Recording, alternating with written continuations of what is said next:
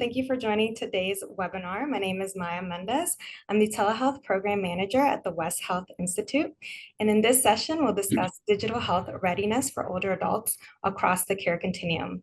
We'll start with a presentation by Dr. Kristin Rising and Frank Seitz, sharing an overview of the telehealth service delivery model at Jefferson Health. And this will be followed by a panel discussion.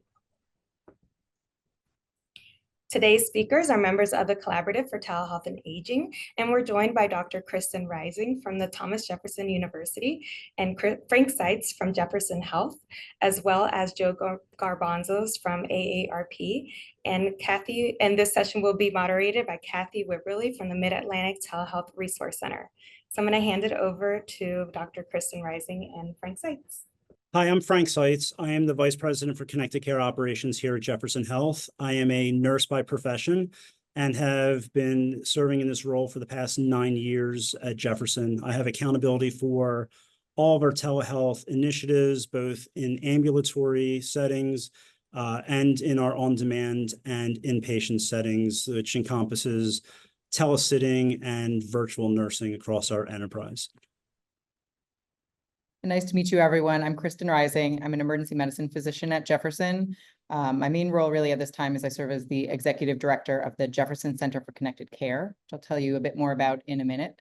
I also am a professor of emergency medicine, population health, and nursing at Thomas Jefferson University. I've been at Jefferson for about 10 years, and I'm a founding kind of physician member of the Jeff Connect team, dating back to 2014 when it all started at Jefferson. So the Center for Connected Care at Jefferson is a university-based, primarily research center in which we're focused overall on developing and testing innovative approaches to build a more patient-responsive care delivery system. This has emerged in a number of portfolios. The one that clearly relevant directly to today is focused on digital health readiness. And this really came out of, as I said, 2014, I came to Jefferson and started working on Jeff Connect, and it was a nice service that we offered to people who wanted to use it in 2014.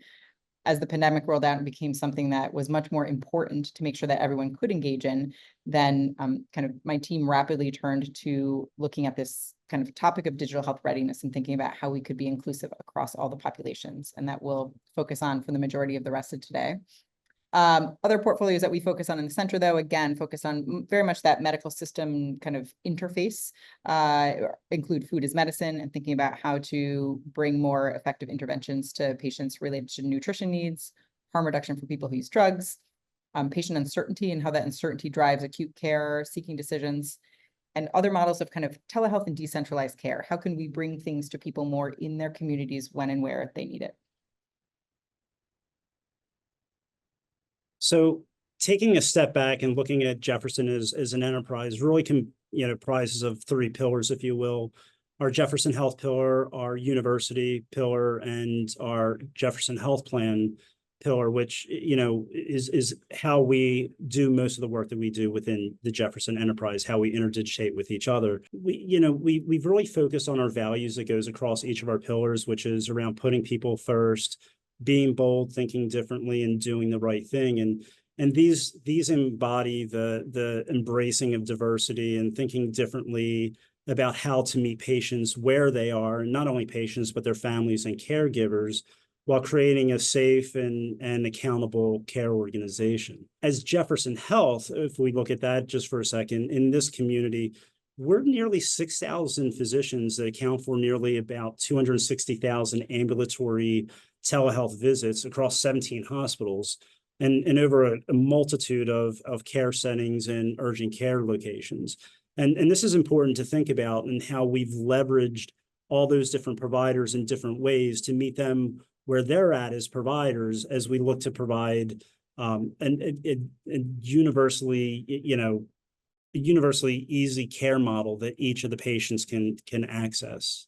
So what you're going to see here is what we call the wheel. It's the telehealth or Jeff Connect wheel. And so in 2015, when we launched Jeff Connect, or 2014, depending on our actual first visit, Jefferson was an enterprise program that was designed essentially to create a high quality, comprehensive, coordinated care model for patients where and when the patient needed it, right? So what does that really mean? It meant a lot of different things to different people. And so we took this visual to try to communicate with a huge organization that didn't really understand telehealth, let alone how it was going to interdigitate into their day-to-day care model that they have. And so, if you look at it on the inner circle, it's a very technical terms that we use here, right? Like, this is our baseline. We're a little sick. We're moderately sick.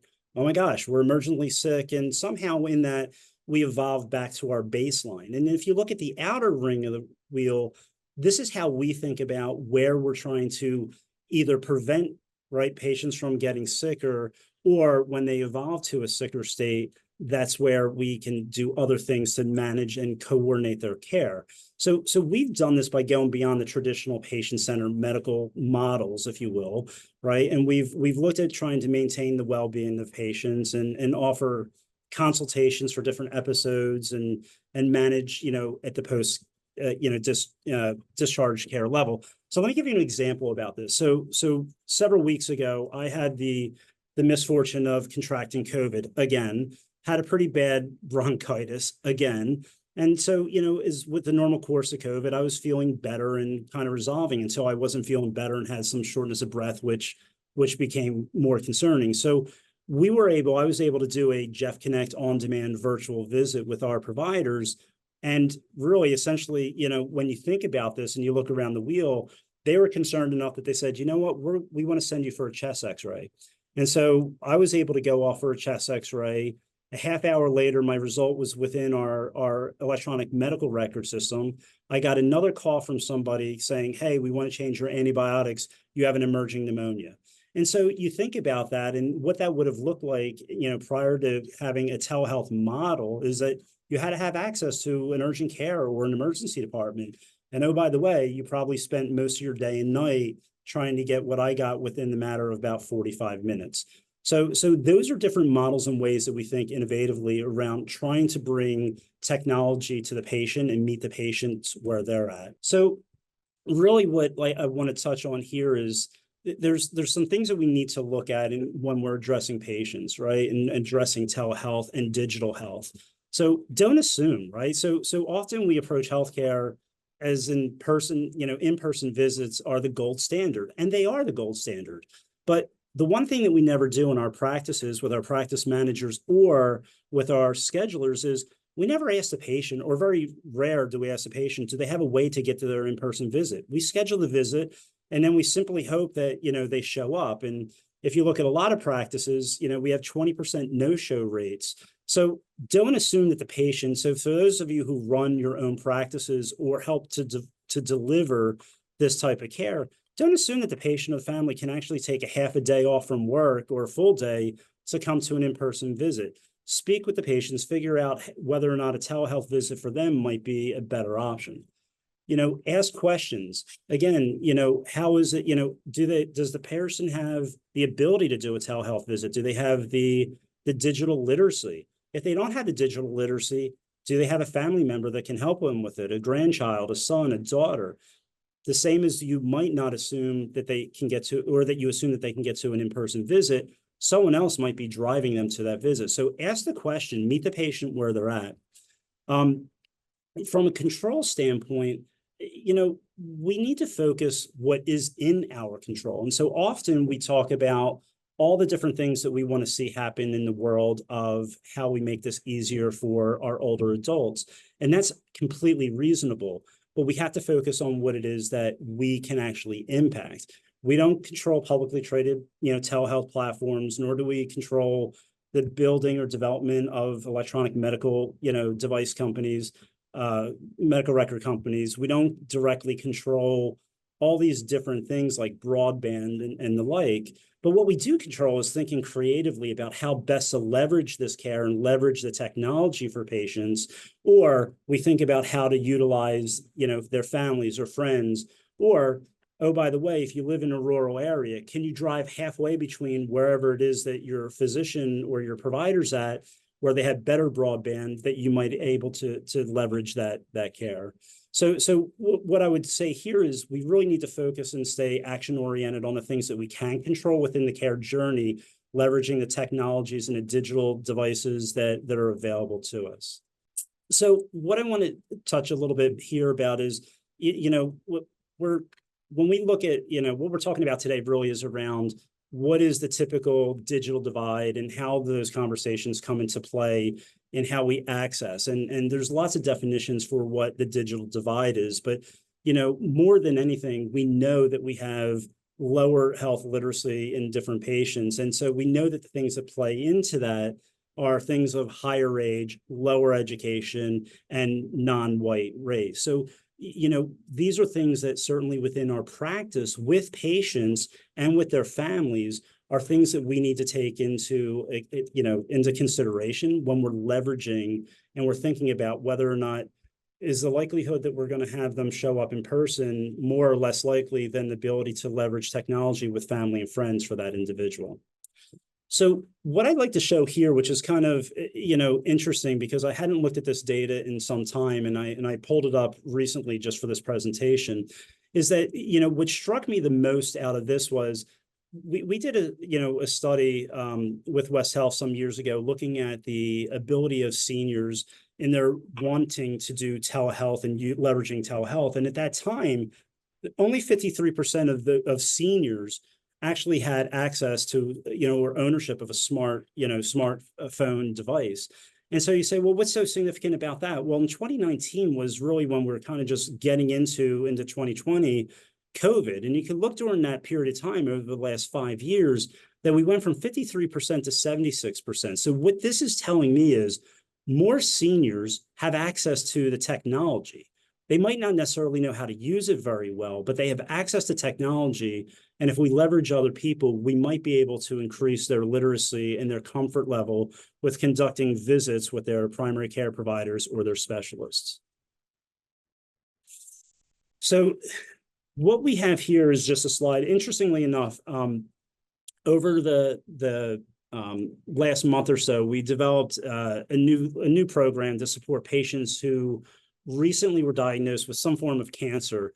And at Jefferson, to help bridge the gap between their diagnosis of some said cancer and their initial index visit with some said oncologist or surgical oncologist, we put a program together where the first visits could be the same day or next day of your diagnosis with one of our care providers, usually a nurse practitioner, who's been trained to figure out and identify who the best person is to leverage your care for the patient and get them to the right person the first time. It's also the time where the person and the patients are most stressed. And so we created this same day, next day telehealth visits because we know that in our institution, the lag between diagnosis and their initial index visit with a physician or an oncologist is 21 days. And we know that, with this model, we're able to get some type of contact to answer some questions, to allay some fears with a nurse practitioner who's also trained in oncology in just over a day. So what struck me about this data, which is why I'm sharing it here today, is that when I looked at the amount of patients, and admittedly, we've done a soft launch and we've had 31 patients do this complete this, and the average age is 67 and 71. So patients are figuring this out and figuring out how to leverage the digital technologies. What we don't have enough information on was it their grandsons and granddaughters helping them leverage the technology, or were they actually navigating this on their own? Nonetheless, people are utilizing this when they have the fear of a newly diagnosed, oncology issue. Thanks, Frank. So I'm going to take over from here and start to kind of talk about a little bit more, and this is going to be some from both programmatic and research sides that we've done, but kind of what we've learned about addressing the digital divide, and then how that's taken us to thinking more broadly about this term that I put out there, and we'll talk about more digital health readiness. So early on in 2020, we got a Jefferson Health funding from the Federal Communications Commission to address part of that divide, right? The lack of access. Got just under $1 million to get iPads and remote patient monitoring devices to give to patients. 850 patients received at least one device. Multiple patients got multiple devices. And with that, I put together what we call the Digital Onboarding Task Force, which was public health students who did direct outreach to patients to address their lack of knowledge, realizing that giving a device to someone who doesn't have one and then expecting that they can just use it regardless of what their background is, what their age is, was unreasonable. And so we had a lot of outreach to them. Following up on kind of use, we found, however, that after this, months later, only 72% of patients had an active MyChart account. Now, that's great. It's over half. And yet over a quarter of patients didn't have MyChart, which meant that they couldn't be engaging in our scheduled visits because those all happened through MyChart, through the patient portal. So kind of the primary use of these, we knew there was kind of an existing gap. Only 51% of them had at least one telehealth visit at any time. And 32% of those who got a remote patient monitoring device actually had readings transmit. And so that kind of component alone of addressing the access, which was a first important bit, and really that knowledge, the addressing knowledge was either insufficient or kind of, as we started to identify, addressing access and knowledge probably isn't enough. We, around that time, started to think about and look at some of the other factors around telehealth. And I worked with a colleague who I do research with to do a survey of 162 patients who had participated in diabetes research at Jefferson. We looked at whether they had any prior telehealth visits, what types of device access they had, looking at issues of trust, kind of wondering, we feel like there might be something around kind of trust in this, kind of whether people use telehealth or not, and then looking at some COVID factors. And in this, we had 157 people ultimately participate. And we found that actually the vast majority of these patients, and they were mostly older patients, the vast majority had access to smartphones and the internet. 87% said they could do video calls. So again, really the majority. Only 39% had had a prior telehealth visit. And comparing those groups that had had a telehealth visit or no telehealth visit, the no telehealth visit did have significantly lower trust, kind of across the board, trust in doctors' ability to diagnose COVID, trust in doctors' ability to treat via video visits as well. And there were actually no differences here in age across the group, sex, education, literacy, all these factors that you can see here. So that trust component and kind of other important, probably less well-defined, but really important factors started to emerge in this.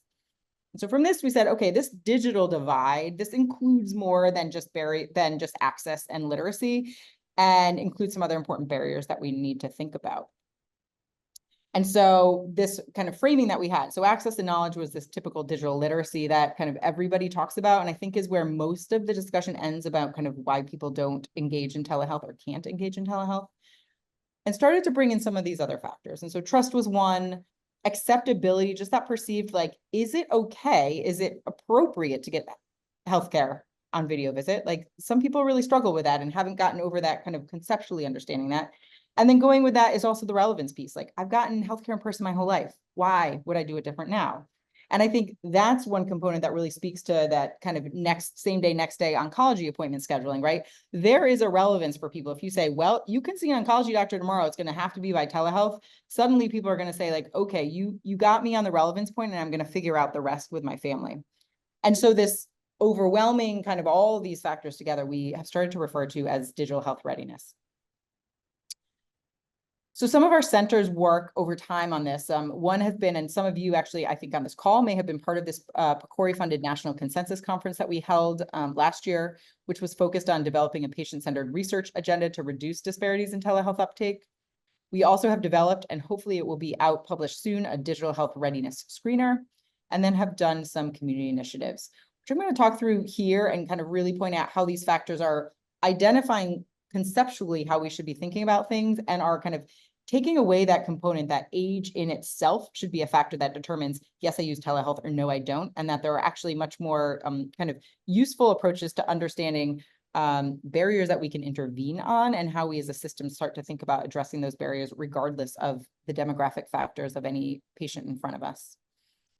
And so this consensus conference was, as I said, focused on developing a research agenda to reduce disparities in telehealth uptake. We wanted to think about, like, what questions should we be asking as researchers to advance this field, and what should funders be funding?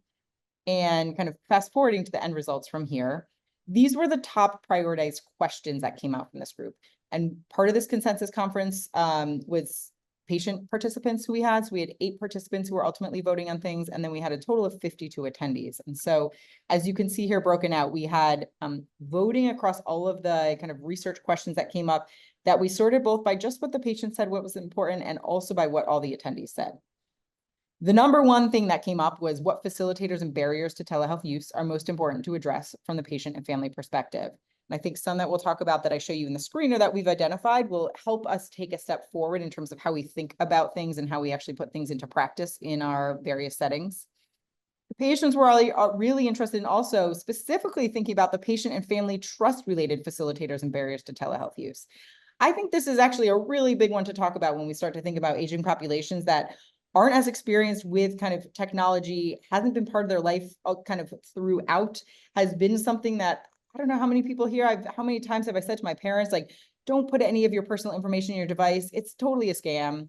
And now we're asking them to use it for very sensitive information. And so I think helping work through with them kind of what are trusted routes and how can we trust it, I think is really important for the aging population and is a barrier that we certainly can overcome. And then also thinking about cultural facilitators and barriers to telehealth use, which I think become really important. And so our next learning from here, so approaches to advancing digital health equity must focus on understanding and addressing individual patient and family barriers. And so this takes us to a project which we have closed up. And as I said, we're kind of in final manuscript kind of review and hopefully publication stages, but it's been focused on developing what we call a digital health readiness screener. And with the screener, we really have been striving to develop a process to screen and identify like tangible, specific barriers across individuals so we can understand everyone's portfolio of kind of what's limiting their own digital readiness.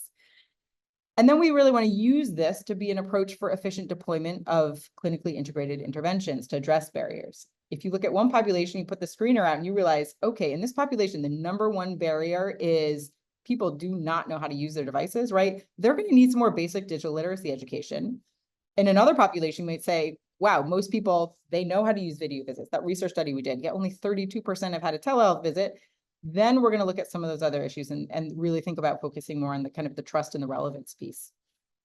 And my hope with this now is that we can look at this, right? So next time we get FCC funding, we know the patients who kind of have the trust, know how to use it, don't have the device access. We're going to give them devices first. And the next time I have students who are volunteering, I'm going to know exactly the patients to send them to. They have a device, they want to use it. They're just really confused still on how to do that. And then when we have more community health workers and such, we're going to know where to deploy them to really start talking more about those trust and acceptability pieces, right? And so what we've developed with this is that we have developed a kind of content valid like tool in which the items were all developed via many patient interviews and clinician interviews, and then refined in a process of cognitive interviewing, which is really refining all the wording of each of the questions to make sure we're really capturing exactly what we want to capture. We then did validation testing of the screener among approximately 300 patients. And what ultimately emerged is longer than ideal for kind of standard use in clinical practice, but I think is kind of the perfect start of a tool. And in subsequent steps, we'll get to kind of the hone down what are the most essential items to maybe standardly integrate into clinical care. But we have at this point a 24-item tool that has 2 domains that emerged. And these domains really emerged from the data we had from the patients. And one of these is technical readiness. And I think most of that is what people are thinking about when they're talking about kind of digital literacy and the digital divide. And this is everything from, we have them here, I'll go through. So general readiness, right? Have they completed prior video visits? Do they feel confident in them? Do they have the technology access? Do they have the technology knowledge? And do they know what a portal is, right? This is kind of really more on the technical side. But then this domain emerged, a second one, which was really quality of care concerns. And in this, patients kind of identified significant variation along their kind of belief of their ability to get high quality care via telehealth, thoughts about whether the doctor would spend enough time with them, whether they could personally connect, whether their information stayed private when using technology, whether their information stayed private in the patient portal, and if they had any sort of a history of a prior bad experience with telehealth and how much that impacted their kind of readiness and willingness to use again. And so I think integrating these concepts and thinking about and visiting these with patients, and again, I think especially this quality of care concerns one is one that we may see emerge, and I'll be very interested to see this across different populations as we start to use this. But I suspect it's going to be one that emerges more with the aging population that is very addressable, but is something that we need to stop and have kind of brief assessments with people and really kind of work this into discussions that we're having. And so as we've started to look at now addressing barriers and thinking about what we can do for patients, we've kind of learned a couple things. When we talk about telehealth and we try to get people to use telehealth, that the site of engagement with people is critical. We need to have people in the right mindset to think like, oh, I need healthcare now, or I'm interested in learning new ways to use healthcare, or that immediate relevance, right? I'm an inpatient in the hospital. I want to know what's going on with me. Ooh, the patient portal, that sounds great. I can look at my results, right? Or I just got this diagnosis of cancer. I'm terrified and I need to talk to an oncologist now, right? But finding them in the relevance and introducing it and showing them the value and the kind of utility to them, I think is really critical. The second one is that when we can, and especially when we've from our side been trying to help with teaching people, getting onto the portal, using digital services, it's best to wrap digital support into other services. We tried a lot of community outreach when we were trying to kind of approach people at different community events and such with community health workers to talk to them about, hey, can we sign you up for the portal? Can we show you how to use it? And like, they just weren't in the place to like want to do that at that time. But if we were out there, we're doing blood pressure screenings, and while we're doing this, let's help you with seeing how you could sign up for the portal or message your doctor about your blood pressure or something else, that was a really kind of helpful component to be able to wrap into it. And the other thing that we have learned is, while I'm talking about like it's much more than digital literacy, people really still have a lot of digital literacy needs. We have been doing a kind of unique new program at Jefferson where this is kind of version 2.0 of that digital onboarding task force that I first put together in 2020. And this group, now I have students who are going to visit hospitalized patients while they're in a Jefferson hospital. We get reports from the electronic medical record of all of our hospitalized patients who don't have an active MyChart account. They are going to patients and prioritizing this by our highest need zip codes in the city and offering them help with signing up for the patient portal, showing them how to use it. Patients have been thrilled by this support. This number is now old here. We've enrolled at least 322 patients in MyChart. 26% of them have been over 66. We've also enrolled a lot of family members, sometimes also the caregivers of either the younger or older. 45% of these people after enrolled have said, yes, if Jefferson were to offer some basic computer or smartphone skills courses, I would be highly interested. And so there is a real need for that digital literacy that we need to continue to address. And also there are a lot of people who are interested in engaging, as you can see here, that just like haven't had the right opportunity. Next up from this, kind of soon to be tested in the next month or two, we will be launching what we're calling JeffBit, bedside IT training. And we're going to kind of take this student group a step further, and they will be kind of trying the kind of bedside support for giving basic computer skills training to patients while they're in the hospital.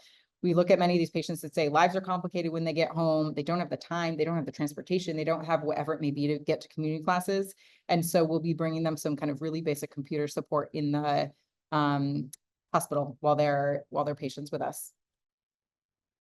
So I'd say the last learning we've had from here is addressing digital health readiness barriers does require active outreach and finding patients at the time of relevance. I think the really key concept, which I've mentioned a couple of times, but still thinking on here, and I think was kind of points across Frank's work as well, is that we can't assume anything. And that I think that really important concept that like people stop to think like, oh, you're probably not going to want telehealth or you won't use it. I'm just going to make an in-person visit.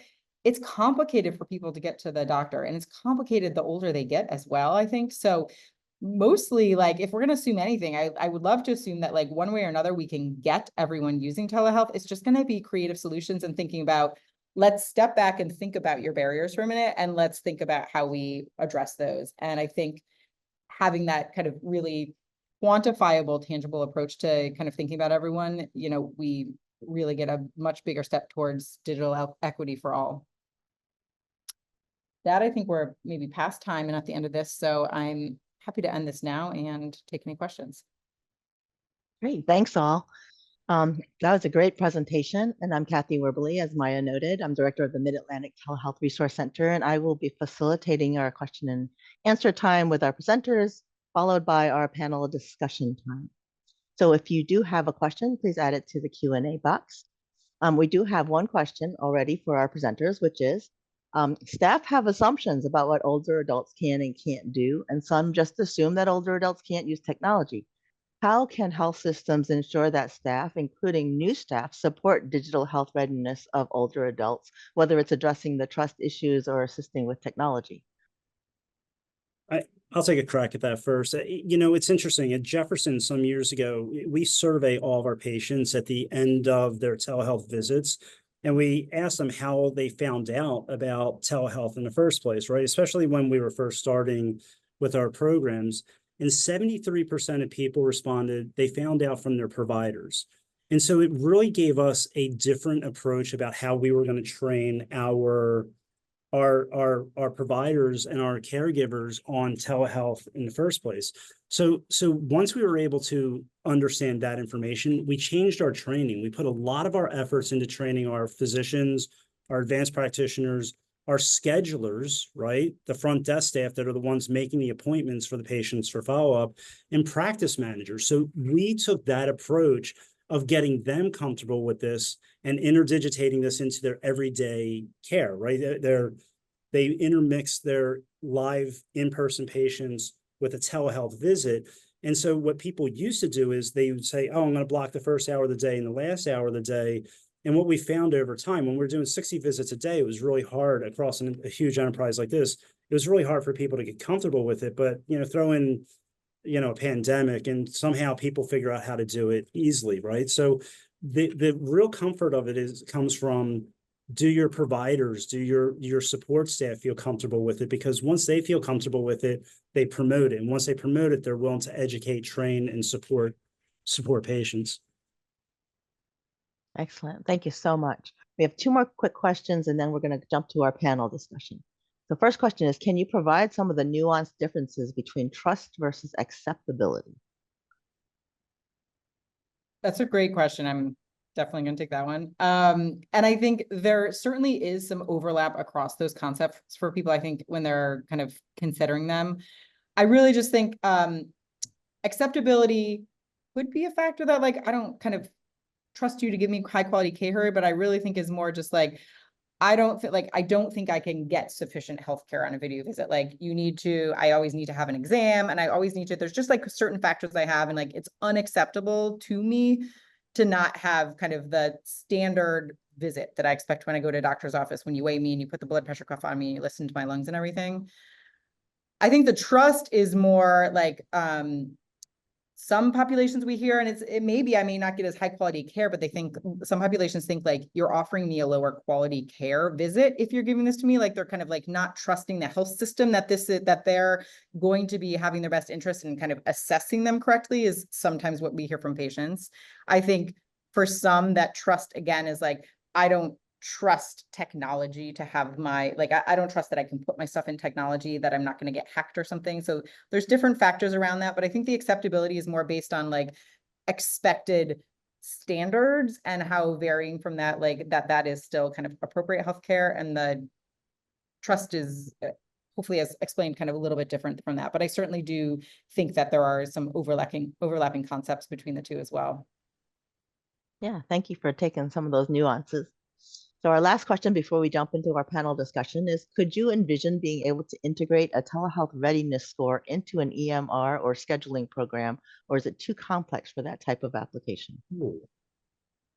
So my hope is for that to eventually happen. I think this whole next phase of work we need, and I think actually we will need a lot of data from a lot of sites, if anyone's interested in here, in which like we actually do kind of use our full 24-item tool at this point and really gather data to figure out which are the questions that are really most kind of helpful and kind of distinctive across the populations, to think about then developing a pared back kind of initial short screening that might be able to be integrated standardly, and that people who are coming up with kind of readiness needs then might in follow-up have the more detailed full screener administered. So that certainly is my hope. It's the only way that this, I think, becomes really tangibly useful to changing care and patient outcomes. And, you know, that is where we're aiming next for this, but it'll be some more time before it's ready, or before it's short enough. No one's going to do 24 items all the time, but we're getting there. Yeah, thank you. And I'm definitely looking forward to the time when all patients, you know, have some level of screening and we really understand how to address their needs right up front. Mm-hmm. So we're going to enter into our panel discussion time. So if I can have Joe Garbanzos join us. And Joe Garbanzos, as mentioned, is with AARP, and I will have him go ahead and introduce himself before we jump into some questions. Thank you, Kathy, and compliments to Kristin and Frank. Impressive presentation. Delighted to hear the work that you're doing in the space in behalf of older adults and families and their communities. So I'm Joe Garbanzos. I'm the state president of AARP California.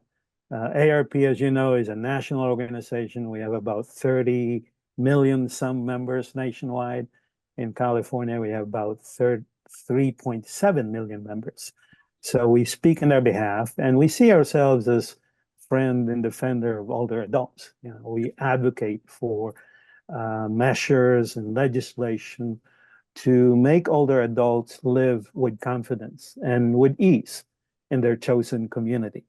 So the discussion here around telehealth is resonating to our members, very much so. And as far as AARP is concerned, we focus on what telehealth means to individuals, older adults, their families, and caregivers. In most discussions, telehealth have been primarily driven by health providers, payers, and technology developers. We feel, although it's changing, that the voice of the consumer, especially older adults, need to be heard. And so far, discussion around telehealth has been largely focused on acute care, ambulatory care. There is something missing here, and that is the world of long-term care, home and community-based services that we would like to bring into the conversation. So AARP plays a role here in making sure that the voices of our 38 million members nationwide, and also the nation's 14 million family caregivers, are being heard when it comes to this issue. So we see our engagement on this issue as a way to encourage elected officials, lawmakers, providers, payers, and industry to consider the needs and preferences of consumers and family caregivers in shaping telehealth policies and practices. Thank you, Joe. And so with that, that's a great lead into our first question, and I will actually toss this one to you. What external partnerships or other stakeholders can health systems collaborate with to support digital health readiness for older adults? And that question is to me, Kathy? Yes, that's for you. Terrific. So in terms of collaboration and partnerships, AARP is not a provider organization. We're an advocacy organization. So we reach out and we work with like-minded entities to shape policies and initiatives to help older adults in the context of telehealth. So a good example will be working with other organizations in supporting the FCC, that's the Federal Communication Commission. They initiated the Affordable Connectivity Program. That's federal funding for reasonable pricing and reliable broadband connectivity. That program, the funding of that program has run out. So we are working with elected officials to create that program and make it a permanent program. The program really helps in terms of access to telehealth because it was established in 2021, provides subsidy towards monthly internet access payments for most households. And so it helps access and affordability. So that's an example of the work that we do in terms of shaping policies by collaborating with stakeholders.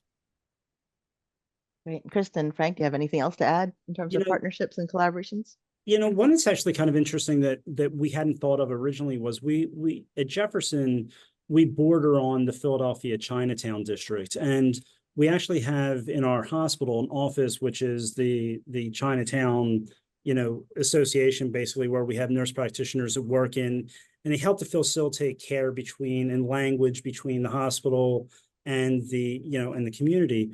And interestingly enough, where, you talk about relevance, and the relevance here was there was a group that wanted and needed more, but they didn't know how to quite get there. And you talk about the trust of it, and the trust of it was they trust their nurse practitioners that are from their community.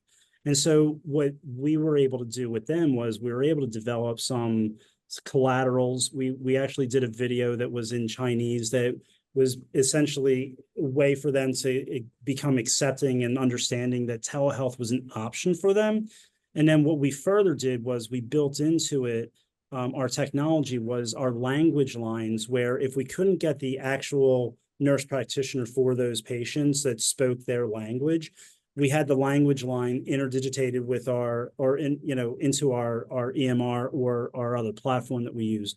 So those are ways that, that's just one example of a community, but I think Jefferson as a whole looks to kind of outreach to all those different areas, the Russian population that's in Northeast Philadelphia and so on and so forth. So there's just different ways, but you have to leverage engaged groups. They have to want to be engaged. Yeah, I would agree that the community partnerships, and I kind of say the ways that my team has helped, both we partnered with one health center in North Philly that serves a primarily Latinx population. And they were having a lot of challenges getting people to use the portal, particularly during the pandemic. Certainly their older population, but really kind of broadly. And our team partnered with them to actually help them dive into what the factors were driving that, right? We brought our kind of research and evaluation tools. We partnered with community members of theirs. We trained to do interviews, engage in the community, and figure out what were the primary needs they have and help them develop some kind of approaches and tools in their community. Ultimately, they decided that some really, really basic educational videos that they could cycle through the waiting room would be really helpful. And so we co-developed those with them. And so I think those types of partnerships to help dive in, especially when we think about the academic side of health systems, right? And how can we inform work like that?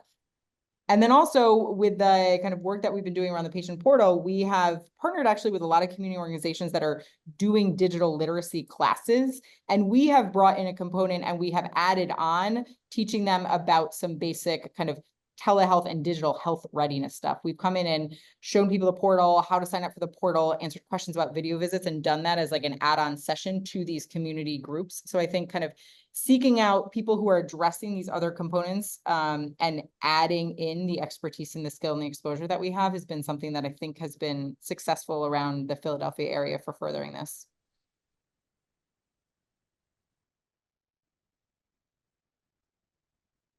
Yeah, that's great. So, one thing I've always wanted to, I've kind of dreamed of this, like, how do we, what if we partner with like the Boy Scouts and the Girl Scouts and we give them a badge for digital readiness training? We teach them to be navigators, right? Like how cool would that be? And I think like there are so many creative partnerships that we haven't even started to envision or engage. So Kristin, I have another question for you. That. Let's do it. Sign me up. So I have a question for you. How can caregivers and family members support the digital health readiness of older adults? I think that goes back to kind of a lot of what I was talking on before. And I think the primary point of not assuming that people won't or can't, but figuring out what the needs and supports are. We certainly have had many, many patients who it has been too overwhelming for them to do video visits by themselves, but we ask them, right? Do you have a daughter or son? Do you have a grandchild? Do you have someone who has access and might be comfortable who could help set you up? And realizing some factors, right? We have had, when we've gone into further conversations, sometimes people are like, no, I don't have that. And then they come down to like, well, I don't want them to be there when I talk about my healthcare, right? Then we get to the privacy and things, but thinking with them, okay, how can we help them with pre-setting up some factors, or how can we set up the situation to be able to kind of address all those concerns? And again, I think some of them about thinking about, okay, you have a literacy component, but you're also concerned about privacy and thinking about kind of, how do we check the different boxes? But I think mostly it is caregivers and family members realizing most of these people can do that if we give the right supports. And actually, if we get this working for them, it's probably going to be easier on most caregivers and family members as well. So there is like a shared benefit for everybody in getting this to be something that is actually useful for and used by older adults. Yeah, thank you, Kristin. Frank or Joe, do you have anything to add to that question? Yeah, so technology is a moving target, right? It is a double-edged sword because someone touched on the fraud and scams that are happening, and so you have to be mindful of that. So at AARP, we're trying to integrate technology into the offerings that we offer not only to our members, but any older adults that's interested. So we have a new affiliate at AARP. It is called Older Adult Technology Services, or OATS for short. And in terms of programs, OATS has a Senior Planet program. It's a flagship program at OATS, and it is part of the AARP offering. And Senior Planet programming affords older adults the opportunity to engage with program offerings to achieve measurable changes in their lives, like financial security, social engagement, creative expression to address the issue of isolation and loneliness, health and wellness, and civic participation. So Senior Planet is a terrific addition to AARP's resources, if you will, that is available to older adults, caregivers, and their families. Thank you so much. Yeah, there's so much that can be done to really equip family members and caregivers for this work. So Frank, I have a question for you. People always ask about dollars and cents, right? Like if we can't afford it, we can't do it. So how can we ensure this financial sustainability of programs that support digital health readiness for older adults? You got to be creative, right? I mean, you know that as well as anybody. I think it's in part one of our strategies that we've put together here is how do we share the wealth, right? So my telehealth department, you know, that we all work together with is 10 people deep at best, right? And so, you know, we have to count on the people that stretch across our 6,000 providers, 17 hospitals, and countless, you know, clinics. So we're leveraging our people, our doctors, our MPs, our schedulers, our educators. We're leveraging everybody to look at this just not as sustainability of telehealth, but sustainability of healthcare. And this is just another tool, telehealth, for how we're driving that piece of it. So the dollar part of it, it's interesting, right? Because we talk about technologies. Kristin spoke about $1 million per quarter grant, where she gave out like close to 900 iPads and other devices. And that's great, but it's not sustainable, right? We're not getting $1 million grants every month. So, you know, when, you know, our former CMIO who was here would talk about BYOD, not bring your own drinks, we're not going partying, but bring your own device, right? And so, you know, we showed the data earlier about the patients that have a smartphone. You know, leverage your iPads, leverage your laptops, leverage those other technologies that you already have, leverage the fact that you can get onto your EMR and you can put in your remote patient monitoring information in there as a way to communicate with your providers. So I think that, you know, being able to think strategically about how you incorporate this and share the wealth with everybody makes it less of an impact cost, because my team of less than 10 would need hundreds of people to really impact it the way that all these people are doing across the enterprise. And I think the other way to talk about dollars and cents is where are we solving, at least in an operational mode, where are we solving for other people's problems, right? So, you know, in our world of connected health, it could be anything from urgent care to telehealth, digital health, you know, to access issues for patients and how we deal with same day, next day. So I think being creative and thinking about how you can impact and solve for the problems that are really the problems, you know, we cross the lines all the time so that we can prove the worth of, and we can keep doing the telehealth part of it. But, you know, that's where I think people get creative. If you're, you know, looking at operationally how to do it outside of the normal drop a bill in the code for services rendered. Yeah, thank you. Kristin or Joe, anything to add to that? Policy matters, right? Definitely, because the people like Kristin, Frank, and others who are doing the work would need help from a policy perspective. So at AARP, at the federal level, AARP supports the Medicare Telehealth Parity Act, which expands telehealth coverage for Medicare, specifically increasing the kinds of locations where telehealth services could be provided. B, authorizing more types of providers, nurse practitioners, as an example, to be eligible to provide and be reimbursed for telehealth services. And equally important, extending Medicare coverage to remote patient management services for certain chronic health conditions. So these are legislations that are important to practitioners to realize the promise and achieve the outcomes of effective telehealth. No margin, no mission. Absolutely. All right, our last question for the panel, and I'll start with Frank. What are some resources that older adults and their families or caregivers can access to improve digital health readiness?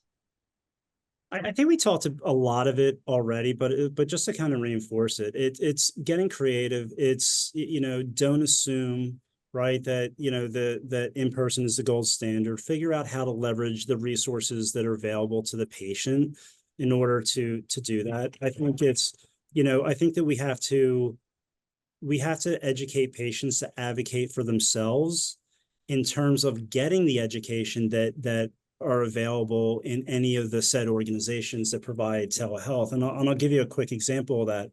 Prior to COVID, so in February of 2020, at Jefferson, as big as we are, we're doing 60 telehealth visits a day. COVID hits and we're doing 3,000 overnight. And somehow we were able to manage it overnight when, everybody was scared of contracting COVID, right? So we would have people from my office reach out to every one of those 60 patients to offer them a test visit so that they can practice, so that when they had the visit with their provider, it didn't annoy their provider, which was a big piece of this, right? Because it got to the point that once the providers, when I said, how do patients find out about it? Well, 73% of them found out because their providers now weren't getting annoyed because their in-person no-show rates was going from 10 to 20%, but their telehealth no-show rates were only 4%, which means that they were able to not only bill for all these visits, but they weren't annoyed by wasting their time in their practice. So thinking about ways and teaching patients to advocate for themselves, to ask for the resources to ensure that they can have an effective telehealth visit. They should ask about whether or not their institution has tip sheets. They should ask whether or not there's videos available to them on their website where they can kind of go through and they can navigate this, where they can test their connections and things of that nature. So those are things where I think that the more the patients can advocate for themselves and what it is that they need, but the challenge is they need to know what it is that they need. Absolutely. Thank you, Yeah, Kristin. I agree with all those points. I will also say, I think there are a number of tools actually available online. One that I know of that I was looking at pretty recently, which I was like really impressed by, is the North Star digital literacy kind of tools online, which has assessments to figure out kind of where the challenges are. And this again is really on the literacy side of things, but then also has a bunch of educational modules, which again, on my first look through them did really seem kind of quite useful. And so I think there are those as well as other resources online. And as I've learned, at least in Philadelphia, as we've started to ask around, there are a lot of community courses and different things that are happening to at least support the digital literacy side of things. Once in a while, they actually even kind of support helping get a device at the end of them. So there are resources at least to get people over that initial literacy hump, which I think often can be the most challenging for people. And then, family member, whoever can show them like, oh, let's do a FaceTime visit. Let's do a, kind of whatever it may be to get to that next step. But I would encourage looking for those resources as well. Yeah, so I touch on regulations and policies, very important. But equally important is the design of technology. We need algorithms that incorporate mindfulness when it comes to older adults, culturally diverse populations. It's not an afterthought that, oh, it's a nice thing to do, but it should be embedded and the design and the planning process. I think that is so critical in terms of realizing the promise of equity and kind of inclusion lens into telehealth. Thank you. So let me just end with one last question. So as just to follow up on what Joe was saying, if you had your wish list to just say to the tech industry, like, what are the design considerations that you would say to tech industry? How do we make technologies more user-friendly for older adults? Or for anyone, for that matter? I mean, honestly, I would say design them with older adults on your team. Like the same way that we do interviews and look at people and say, what's broken, or how do you want this intervention to be designed, that I do in a lot of my research. Like, I think the same thing needs to be like doing user testing and actually incorporating their perspective from the beginning for what's not working, what's unclear, what does this need to be, and things come up, right? Be it font size or the design or, you know, whatnot. But that would be my overall one, is there's not one specific fix to it, but we should make sure that the end users are actually involved in the process. I mean, my one ask would be that, at Jefferson, we've been pretty fortunate to be at the front end of some beta development, but 99 point whatever percent of organizations out there don't have that opportunity, right? So I think if I had the one wish, it would be that we're not trying to retrofit something that somebody built their wireframe for the past year and a half, and now they're trying to sell something. Because when you try to go back and you incorporate the changes that are needed, that are going to meet the needs of the older population, the problem you run into is that this isn't on their roadmap. And so, they already have shareholders, they already have investors, they already have all these people. And, trying to incorporate a thoughtful approach to something that wasn't built thoughtfully would be my biggest ask, that we can get to the development phase of that much sooner. Yeah, so the future is challenging. Demographics tell us that there'll be more older adults than younger people in the next 10 years, going to double. And so it creates challenges, but we are actually optimistic at AARP that technology can enable older adults to live with confidence and with ease in their community, as opposed to the alternative. But it requires mindful and thoughtful approach. And I think the presentation here tonight, or this morning, or this afternoon, depending on where you are, is telling us that there's some best practices out there that we can learn from. Thank you. Thank you all for a thought-provoking presentation. I think we have a long way to go, but we've also made great strides in the last couple of years in even thinking about this issue and bringing it to the forefront of people's minds. And I think, there's so much with technology that has to be addressed to even deal with people with disabilities, people, with cognitive disabilities, mobility disabilities, hearing impairment. And all of these, touch on the older adult population, but also touch on a lot of the general population. And so we have a long way to go. And I thank you guys for your work and your advocacy around this issue, because it's so important to make sure that telehealth accessibility is available to all. Yeah. So the recordings for this will be made available on demand on the CE4TA website. And I think that will be shortly. And I thank you for your participation and your time, and definitely stay tuned for the next episode of this webinar series. Thanks all. Thank you. Thank you all. Thank you.